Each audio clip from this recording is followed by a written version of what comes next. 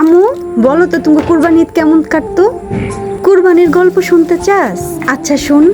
আমগো একবার কুরবানি দিছিল পুরন বাড়িতে। জ্ঞাতি গোষ্ঠী সবাই মিলা একটা গরু কুরবানি দিছিল, কিন্তু কুরবানি হয়তো সেই স্কুলের মাঠে, বাড়ির উপরে কুরবানি হইতো না। আমরা সারা দিন সব ভাই বোনরা মিলা কুরবানির গরুর জন্য অপেক্ষা করতাম। কুরবানির গরুর মাংস আসতো কখন জানোস? সেই সন্ধ্যার পরে।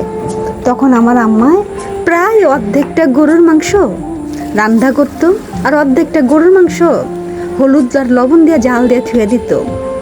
আমরা মজা করে তারপর রাতের বেলা সেই গরুর মাংস খাইতাম।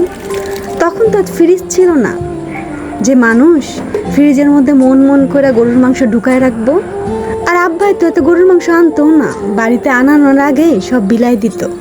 এমন কত শত গল্প যে আমার আম্মুর মুখ থেকে আমি শুনি। এগুলো রূপকথার গল্প না, তারও ঊর্ধ্বে।